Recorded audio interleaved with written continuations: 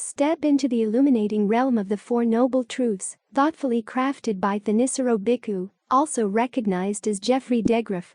Delve into this profound exploration of Buddhist teachings, now presented in audiobook form through the Buddhist Audio Bookshelf YouTube channel. Immerse yourself in the essence of these timeless truths, gaining profound insights into the nature of suffering, its origins, cessation, and the path to liberation. Embark on this transformative journey with us, and we extend an invitation for you to play a vital role in sharing the wisdom of the Buddha. Your likes, shares, and subscriptions can create a ripple effect, allowing these teachings to reach a broader audience. Let's collectively contribute to spreading profound insights and nurturing a community devoted to the pursuit of inner peace and understanding. Together, we can illuminate the path to enlightenment for seekers worldwide. Let's start with Chapter 3. The Truth of Words. As we have noted, the Buddha saw that every truth expressed in words is instrumental, a means to an end. This is in line with the fact that all words are fabricated by the mind, and as he himself observed, all fabrications are put together for the sake of something. They're meant to serve an aim. The Buddha chose his words so that they would serve the most beneficial aim of all, leading the listener to the reality of the end of suffering. He was once asked if he would ever say anything displeasing to others, and in the course of his answer, he explained the framework he used in deciding what was worth saying and what wasn't. The framework boils down to 3 questions. Are these words true? Are they beneficial? Is this the right time to say something pleasing, or is it the time to say something displeasing? If something wasn't true, he wouldn't say it. If it was true but not beneficial, he wouldn't say it. Only if it was true and beneficial would he go on to the 3rd question. Given his audience and their state of mind, would it be more beneficial to express that truth in a pleasing or a displeasing way? It's easy to see how pleasing words would be beneficial. Listeners tend to be open to hearing them. As for the case of displeasing words that were beneficial, the Buddha gave an analogy. If a baby boy had put a sharp object in his mouth, then if you had compassion for the boy, you do everything you could to get the object out, even if it meant drawing blood. Your aim would be that he not swallow the object and do even more harm. In the same way, if the Buddha saw people behaving in ways that were harmful to themselves or to others, he would sometimes warn them sharply, both to get them to stop those harmful ways, and, if there was an audience, to let the audience know that that kind of behavior definitely shouldn't be taken as an example to follow. The way the Buddha sets out his framework makes 2 important points. The first is that, as he goes through the various possible combinations of true, false, beneficial, unbeneficial, pleasing, unpleasing, there is one combination that he doesn't even consider as a possibility. That a statement could be false but beneficial. For him, only true words could be beneficial in the long term. He had no use for the idea of useful fictions. Some fictions might be beneficial in the short term, but over the long term they would end up doing harm, either in misleading the listener or in destroying the listener's trust. The second point is that the Buddha also had no use for the idea that displeasing words were necessarily harmful. People are not damaged by hearing words they don't like, especially if those words are meant to benefit them. The skill, here, of course, lies in knowing the right time and place for words of that sort, so that they'll actually have the desired beneficial result. What this means is that the Buddha was interested in truths as words not for their own sake, but for how well they worked. This is why, when the canon describes the Buddha style of teaching, it uses 4 verbs. He would not only instruct his listeners, but he would also urge, rouse, and encourage them. In other words, he wouldn't just give them information about the path to the end of suffering. He would also try to get them to follow it. In terms of the factors of the path to the end of suffering, the information was to give them right views about how to solve the problem of suffering. The urging, rousing, and encouraging was to get them to generate the desire to follow the path, the desire that lies at the heart of right resolve and right effort. After all, the point of his teaching was to get his listeners to the reality of suffering's end. Simply listening to the words wouldn't get them there. They would have to understand the words and act on them.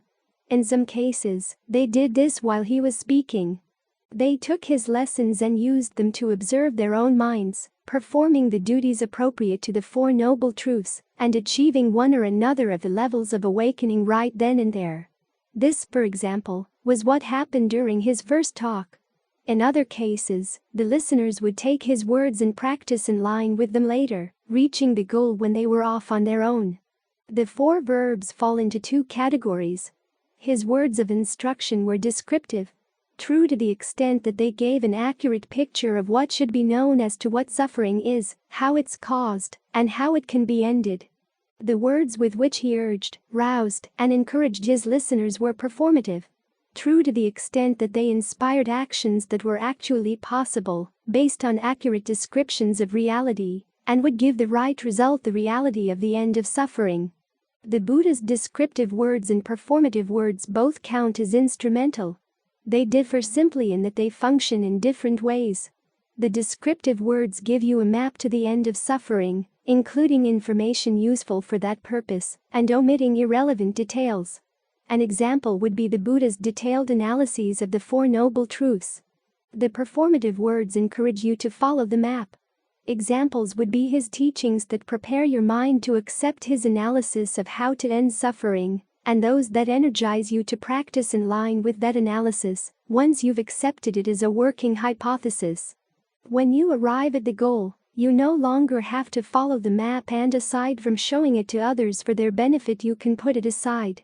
The Buddha's desire for words that work not only shaped his teaching style, it also shaped the criteria he recommended that his listeners use in determining what was true and what wasn't.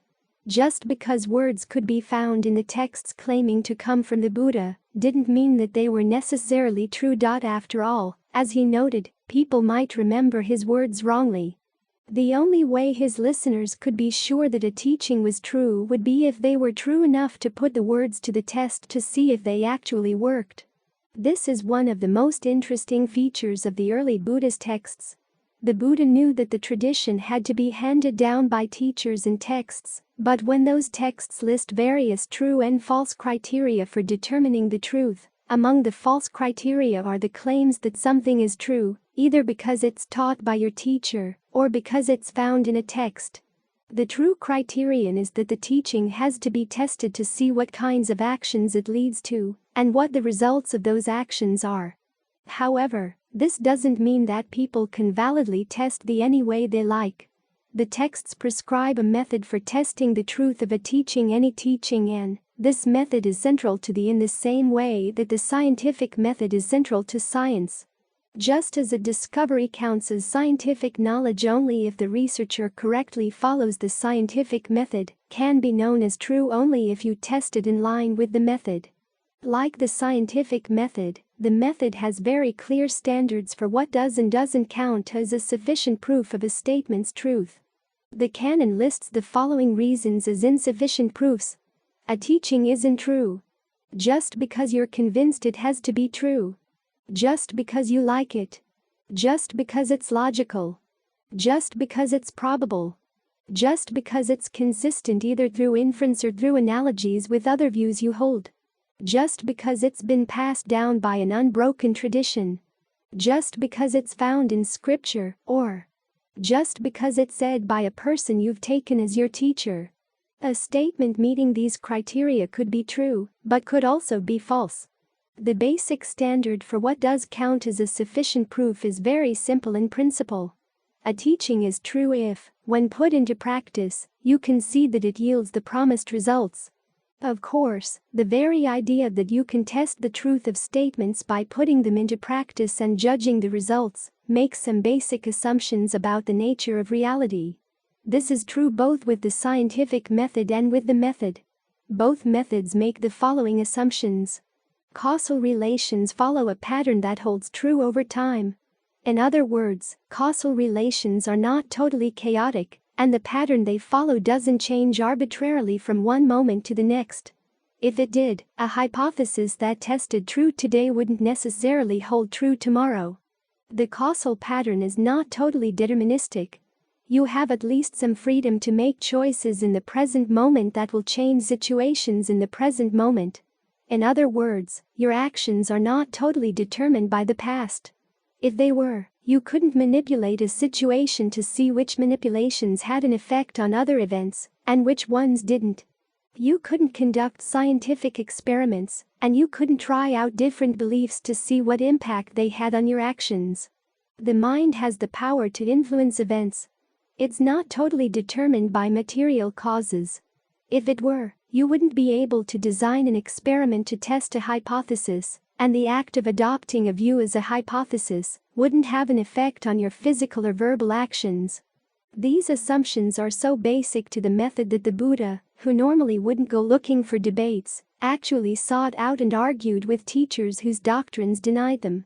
His purpose was to show how their views were causing harm to anyone who believed in them.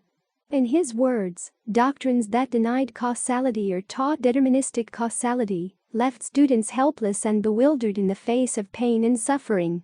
The method makes one extra assumption that's not necessary to the scientific method. Actions leading to long-term welfare and happiness are better than those leading to long-term harm and suffering. The Buddha saw no need to prove this assumption. He wasn't interested in teaching people who were unwilling to accept it. In the context of practice, your ability to test a truth in practice is complicated by the fact that many of the teachings require dedicated effort over time before yielding their results. As the Buddha pointed out, you don't really know the truth of his teachings until you've had at least your first glimpse of the deathless, and that glimpse can take a while to attain. In the case of the 5 monks, this wasn't long. But for many people it takes years of practice. In cases like that, you need good reasons to believe that your efforts to test the teachings make sense, and that they're not a waste of time. Otherwise, you'll give up before completing the test. This is why the Buddha, to encourage his listeners, would use methods of persuasion that, strictly speaking, fall in the list of insufficient proofs. For example, he would frequently use logic and analogy to show how his teachings were reasonable. Still, he was careful to note that he didn't mean these statements as out-and-out proofs. And he advised his listeners to safeguard the truth in his terms by being very clear about why they were convinced that a particular teaching was worth testing in practice. In other words, if you believed the value of a teaching because it seemed reasonable, you should acknowledge that fact, admitting that you still didn't know that it was true. You simply have valid reasons for taking it on as a working hypothesis. As for the standards to use in measuring what counts as genuine, the Buddha set out 2 lists. The first list gives a series of mental qualities that are synonymous with the goal. You know that a teaching is genuine if, when put into practice, it leads to utter disenchantment, to dispassion, to cessation, to stilling, to direct knowledge, to self-awakening, to unbinding. This list underlines the fact that you don't really know the truth of until your first taste of awakening. At the same time, though, the list gives an idea of some of the mental qualities that accompany awakening. Disenchantment, for example, means that you're no longer enchanted with the causes of suffering, and so you no longer want to feed on them. Dispassion means that you no longer feel any thirst to continue creating the causes of suffering. The second list starts with 2 qualities that are synonymous with the goal: dispassion and being unfettered, but then goes on to include other qualities that are useful in taking you there. You know that a practice is in line with the if, when you follow it, it leads to shedding conceit, to modesty, to contentment with the material requisites of life, to non-entanglement with other people, to aroused persistence, as opposed to laziness, and to being unburdensome to others in your material needs. These last 6 qualities provide you with some realities against which to measure your practice along the way. Not only in terms of the qualities you develop within yourself, but also in terms of the impact that your practice has on others. Some people have argued that there are many teachings that can't be tested in this way. Examples would include the teachings on the fact of rebirth and the role of karma in influencing rebirth, in that they don't involve actions or develop mental qualities that can be gauged in the present moment. But that argument is simply not true. Views on issues of this sort involve actions in the act of choosing to adopt them, and the results of that choice can be measured by the behavior they inspire within you here and now when you do. As the Buddha pointed out, if you adopt the view that rebirth happens and is influenced by the quality of your actions, you'll be more inclined to be consistently skillful and harmless in your actions than you would if you didn't. Because the test for the truth of the involves qualities you develop within yourself, it's also a test of your own truth. To be a valid judge of the requires that you train yourself in the qualities of a reliable and truthful observer. This is why the Buddha looked for students who were honest and observant to begin with. It's also why the path of practice involves developing qualities that train your honesty and powers of observation even further. This is clear in a list of 3 qualities that are central to the practice of right mindfulness and right concentration. Be mindful, A. To keep in mind what you've done, so that you can measure the results of your actions over time, and B. To remember how to recognize skillful and unskillful qualities arising in the mind, so that you know what to do with them. Be alert to know clearly what you're doing and the results you're getting from your actions.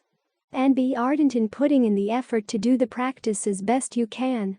The Buddha notes that if you really do the practice, you'll get results whether you wish for them or not, but he also notes that right effort has to involve desire. You have to want to do it, often in the face of desires that pull in other directions. What this means in practice as you prepare to put the in yourself to the test is that you need to be so sincere in your desire to put an end to suffering that you're willing to give the a fair test. If it doesn't work, you really want to know, so that like the Buddha in his quest for the deathless you can then look elsewhere for a better, more efficacious path. If the does work, you also really want to know, so that you can enjoy the results that come from putting it into practice. If you focus your desire for genuine happiness in this way, you'll be in the ideal position to test how far the words of thee are actually true. Chapter 4. Step by Step to the Truth. For many people at present, the 4 Noble Truths are among the first things they learn about Buddhism. This is ironic, because the Buddha himself often found that he first had to prepare his listeners to develop the right frame of mind for properly receiving the 4 Noble Truths. After all, he wasn't concerned with teaching people about Buddhism. He was more focused on speaking to their needs to overcome suffering and to put them in the best frame of mind to receive and accept his teachings on the topic, so that they would be willing to act on them and to reap their benefits. He did that by teaching them other topics beforehand. Only when they accepted his preliminary teachings and allowed their hearts and minds to be moved by them, would they be willing to accept the 4 truths and to act on them. This is because the 4 truths point out a duality about desire that many people find hard to accept. Their common desires, the ones they tend to follow willingly and happily, are actually the causes of suffering, whereas the desires that lead to the end of suffering require training. The central role of desire in shaping the 4 Noble Truths can be seen in the similes the Buddha uses to illustrate his teachings as a whole. They're all images of people acting on desire in a skillful way. We've already noted the image of the raft. Desiring safety, you want to escape from the dangers on this shore of the river, so you put together a raft that you can hold on to as you paddle across the river to the safety of the far shore. The words of thee are instructions on how to build the raft, the practice of thee is the raft itself. Another image is that of a search. People search for objects such as a strong bull elephant to do work, or the heartwood of a tree to build something solid, and this shows them how to find the objects they desire. Another image is that thee is your guide for how to act in battle, so that you can attain a desired victory. However, the image most relevant to the 4 Noble Truths is one in which the Buddha compares himself to a doctor, desiring the health of his patient, and that to medicine. Many people over the centuries have noted how the 4 Noble Truths are like a doctor's approach to a disease. The truth of suffering describes the disease's symptoms, the truth of the origination of suffering diagnoses its cause, the truth of cessation gives the prognosis that the disease can be totally cured, and the truth of the path charts out the course of treatment to bring about that cure. Given that the 4 Noble Truths are so focused on the issue of desire, the Buddha saw the need to urge his listeners to understand the value of abandoning the desires he criticized as ignoble, and to develop noble desires in their place. As we'll see, the first ignoble desire in his list of the causes of suffering is the craving for sensuality. Most of his listeners, though, saw this craving as their dearest friend and companion. As far as they could see, sensuality was their only avenue to escape pain. So he couldn't simply instruct his listeners about the dangers of that friend. He first had to encourage them to change their feelings of allegiance. To induce this change of heart, he had to use performative truths that would expand their imagination to see that it was both possible and advisable to develop new and more reliable inner friends. In short, he had to rouse within them the desire to adopt a nobler attitude in their search for happiness. His means for doing this was called the step-by-step discourse, Anupabhikatha. Interestingly enough, even though he gave this discourse many times in the course of his teaching career, the canon never gives a full script of the discourse itself. All we have is a list of the main topics it covered: giving, virtue, heaven, the drawbacks of sensuality, and the rewards of renunciation. One of the reasons for not recording the script may have been that the Buddha changed it on a case-by-case basis, treating these topics differently in line with his audience. And the canon tells us that that audience varied widely. Once the Buddha taught this discourse to a king and a large crowd of his subjects. At other times he taught it to a wealthy moneylender, a rich housewife and her daughter, a poor leper, and even an archer hired to assassinate him. Given that this discourse was both descriptive and performative, it only stands to reason that a talk, say, on giving that would be persuasive to a king, might not work with a poor leper. So the Buddha had to choose his words to fit his audience. Yet even though we don't have the script for this discourse, we do have detailed accounts of how he covered these individual topics on other occasions. These other accounts can give us at least a general sense of what the step-by-step discourse might have said. One of the most important points that the Buddha made about giving is that you should give where you feel inspired. When discussing the topic of giving, he focused on occasions when the gift is voluntary and not simply a matter of custom. The fact that a gift should be freely given was so important that, when designing the culture of his monastic orders, he made sure that the donor's freedom to choose where to give was always protected. For example, if people approach a monk and ask where they should give a gift, he's supposed to say, "Give wherever your gift would be well used, or would be well cared for, or would last long, or wherever your mind feels inspired." Still, the Buddha noted that the happiness that results from giving can be greatly multiplied by approaching the act of giving as a skill. This skill has 4 dimensions: your motivation in giving, your attitude while giving, your choice of the recipients for your gift, and your choice of what gift to give.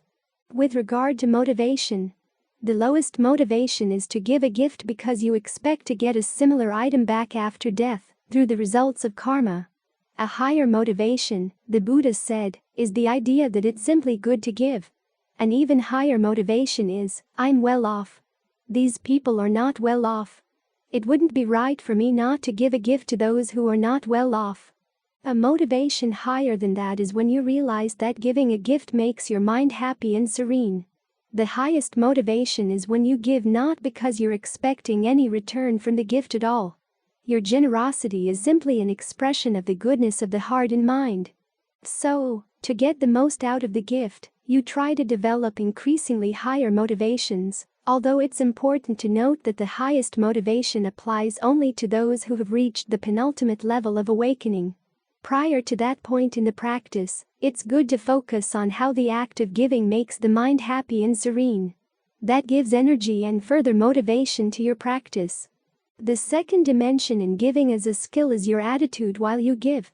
You give attentively, you give with conviction that something good will come of it, you give with empathy for the person receiving the gift, and you don't have the attitude that you're simply throwing the gift away. When you give with the proper attitude, the recipient is glad to receive your gift and more inclined to use it well. As for the third dimension, the best people to whom to give, the Buddha said that it's best to give to those who are free of passion, aversion, and delusion, or to those who are practicing to overcome passion, aversion, and delusion. These are the people most likely to make best use of the gift. When you see that, you'll be happy you gave. Finally, as to the gift that's good to give, the Buddha said that you give in season. In other words, you give a gift appropriate for the time and place, and you focus on times when the recipients are especially in need. Also, you give without adversely affecting yourself or others. In other words, you don't give so much that you don't have enough to use yourself, and you don't steal the gift to give it to somebody else. It's worth noting that the Buddha never mentions the material value of a gift as a measure of the goodness it creates. He simply observes that, when giving a gift, it's best to give things that are at least on a par in value with the things you yourself use. That way, you'll feel more happiness when reflecting on the gift. When you've developed giving as a skill, the act of giving makes your mind glad before you do it, bright and clear while you're doing it, and gratified after you're done. In this way, the act of giving in and of itself is a source of happiness. But it also provides further long-term results. People will find you charming, they'll admire you, you'll have a good reputation, and you'll approach assemblies of people without being ashamed. These are benefits in the present life. As for future lives, the fact that you've been generous will tend to lead to a heavenly rebirth, where you'll outshine those who weren't so generous. If you return to the human level, you'll tend to be wealthy and inclined to enjoy your wealth. Virtue, the second topic, refers to not intentionally breaking any of the 5 precepts. Against killing. Against stealing. Against illicit sex.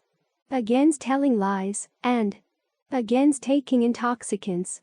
The Buddha notes that when you intentionally hold to these precepts in all situations, you're giving universal safety to all. In other words, no one anywhere has to fear harm from your behavior. When you give universal safety in this way, you'll have a share in that safety as well. The Buddha does note that there are times when observing the precepts may cause you to suffer loss in terms of your wealth, your health, or your relatives.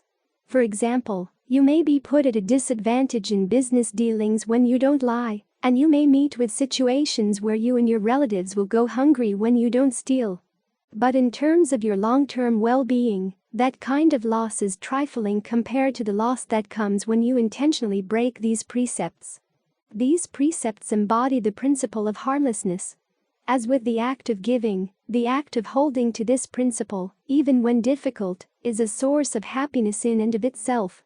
This can be seen immediately in that it gives you a solid basis for healthy self-esteem. It also gives long-term benefits. If you conduct your life in a virtuous way, your wealth tends to be solid and lasting, you have a good reputation for being reliable. If you go to a meeting of people, you can expect that no one will have valid grounds for accusing you of misbehavior, and you die unconfused. In other words, you approach death with a clear conscience. As for the benefits after death, being virtuous tends to lead to a heavenly rebirth. If you return to the human world, you'll be fortunate in line with each of the precepts you followed. You'll tend to have a long life, you won't lose your wealth, you won't face rivalry and revenge, you won't be falsely accused, and you won't suffer mental derangement. Strangely, even though the Buddha frequently mentioned the possibility of a heavenly rebirth, the canon records very few descriptions of the pleasures of heaven. This may have been because the compilers of the canon were more interested in emphasizing the fact that there's a higher happiness than heaven. Total liberation. All they have to say about heaven is that there are heavens of unalloyed sensual pleasure, where sights, sounds, smells, tastes, and tactile sensations are all exclusively pleasant. The happiness felt by the ideal king, wealthy, powerful, handsome, loving his subjects and loved by them, is only a small sliver of the happiness felt by heavenly beings. In contrast, the canon has a lot to say about the drawbacks of sensuality. On the human plane, these drawbacks are easy to see. It's because of sensuality that people have to work, often in difficult circumstances, even though there's no guarantee that their work will yield the wealth they desire. Even if it does, they have to protect their wealth from being stolen or falling into the hands of hateful heirs, thieves, jealous rivals, or rapacious governments. It's because of sensuality that family members fight with one another, that countries wage war with one another, that people commit crimes and suffer punishments when they're caught, and that people act in ways that lead to a bad destination after death. However, given that, in the step-by-step discourse, this topic follows on the topic of heaven, the Buddha probably focused on the drawbacks even of sensual pleasures on the heavenly plane. On this level, the primary drawbacks are three. 1. Sensual desires can never be fully satisfied. As the Buddha said, even if it rained gold coins, or you could possess 2 mountains of gold the size of the entire Himalayan range, it still wouldn't be enough to satisfy your sensual thirsts. 2. Life in heaven doesn't last forever. When the good karma that sent you there runs out, you have to leave. 3. Heavenly beings enjoying the fruits of their past karma tend to get careless and complacent. Rare are those who give thought to developing the goodness of their minds and actions any further. As a result, the vast majority of heavenly beings, on passing away from their heavenly realms, fall to planes lower than the human. It's as if the round of rebirth were a sick joke. You practice the goodness of generosity and virtue for the sake of sensual happiness, but then that happiness corrodes your goodness and lands you back worse than you were before. Then you have to struggle to get to the human realm where you can practice goodness again. Again and again and again. Meanwhile, the tears you shed through your many rounds of rebirth over the death of a mother, a father, a brother, a sister, a son, a daughter, are more than the waters in all the oceans of the earth. When you think in this way, you're ready to look for a way out. This would be when the Buddha would talk of the rewards of renunciation. Renunciation here does not mean renouncing happiness. Instead, it means finding happiness in ways that don't involve sensuality. These would include the bliss and rapture that can be found by centering the mind in right concentration, leading to the even higher bliss of total liberation. When finding happiness in these ways, you can live simply, without fear that others will be jealous of you or try to take your happiness away from you. These forms of happiness hold none of the dangers of sensuality. In particular, they never destroy your goodness. The happiness of right concentration may come and go, but the happiness of liberation never ends. When you can accept the idea that this kind of happiness would be better than sensual happiness, you're ready for the 4 noble truths that will show you how to get there. Through the way he explains these topics, and the order in which he explains them, the Buddha is accomplishing 2 things. First, he touches on some basic principles of at the same time putting them in their proper context. The 2 main principles are karma and rebirth, which are the 2 basic teachings of mundane right view. The view that leads to actions that produce happiness within the round of rebirth. With his teaching on karma, or action, the Buddha makes the point that your actions are real and have real consequences, and that those consequences follow a pattern. Skillful actions based on a lack of greed, aversion, and delusion lead to pleasant results, unskillful actions to painful results. At the same time, though, the pattern of consequences is not entirely deterministic. What you experience in the present moment is not totally shaped by what you've done in the past. Regardless of your past actions, you're always free in the present moment to choose a skillful course of action. Without this freedom, you wouldn't be free to choose the path to the end of suffering, and the whole idea of the Buddha's teaching a path of practice would make no sense. This is why he emphasizes the role of motivation and attitude in his discussion of generosity, and the role of intention in his discussion of virtue. It's in your choice of motivation, attitude, and intentions that the freedom available to everyone in the present moment can be found. As for rebirth, the Buddha's discussion here is limited simply to asserting that it really happens, that there are many levels on which it can happen, that life in none of the levels can be permanent, that you go up or down through these levels based on your actions, and that these facts should be taken into account when you calculate what actions to do and what actions to avoid if you want long-term happiness. This connects with the context for these teachings. The Buddha isn't interested in teaching karma and rebirth for their own sake. His emphasis is on the role they play in the search to find a reliable happiness and to put an end to pain. In other words, he's showing how these teachings relate to the search that everyone has been engaging in ever since their first experience of pain. Who knows a way to its cessation? Also, by starting with generosity and virtue, he's giving a preliminary answer to the questions that he says lie at the beginning of discernment. What, when I do it, will lead to my long-term harm and suffering? And what, when I do it, will lead to my long-term welfare and happiness? Here again, by defining discernment in the context of the desire for long-term happiness, the Buddha affirms the value of the search to avoid pain. And he's also making discernment an issue of value judgment. What's worth doing, and what's not? As for his answer to these questions, acts of generosity lead to long-term welfare and benefit. By following the precepts, you avoid long-term harm and suffering. By touching on the principles of karma and rebirth and answering these questions, the Buddha shows why these questions are wise in assuming that long-term happiness and pain are possible and will depend on your actions, at the same time defining how long-term really is. So the Buddha, in his step-by-step discourse, is showing that his teachings are aimed at solving, in the largest possible context, the problem of pain. Whatever he teaches, if you want to understand it, you need to know where to place it in this context. By establishing this as his context, he's not only helping you to understand his teachings, he's also helping you relate to them emotionally in the most fruitful way. In other words, he's helping you to get both your head and your heart around them. Some people, on learning about karma and rebirth, immediately think of the bad things they've done in the past and see the teachings as negative, threatening and justifying punishment and retribution. That's why they reject them. But by introducing these teachings in the context of the search for happiness, the Buddha's showing how they make that search possible and meaningful. If you didn't have freedom of choice in the present moment, acts of generosity and virtue wouldn't reflect any especially good qualities in the heart and mind. You do these acts simply because you had to. If you and those around you were annihilated at death, then in the larger picture, nothing would be accomplished by being generous or virtuous. All efforts to look for happiness in noble ways would ultimately lead to nothing. So when the Buddha asserts that you do have freedom of choice, and that your good actions will have long-term benefits, he's affirming that your noble intentions are meaningful, and that when you act on them, they yield long-lasting results. These thoughts lift the heart. This connects with the second thing that the Buddha's accomplishing in his step-by-step discourse.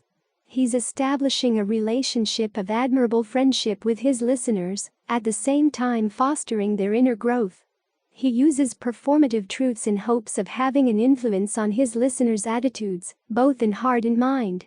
But by placing that influence in the context of admirable friendship, he's showing that he's not doing it simply for the sake of power or control. He actually has his listeners' best interests at heart. He wants them to be truly happy. By starting the discourse with common everyday activities, rather than abstract principles about the nature of reality, he's connecting with his listeners' direct experience. They've done actions in the past, and he's affirming the power of their actions to make a difference in the amount of pleasure or pain they experience. Unlike many other teachers of his time, he doesn't advocate a picture of reality that negates the power of human action. Instead, he tells his listeners that what they have seen from their own actions is true. You can make a difference by what you do. And not only a difference, a good difference.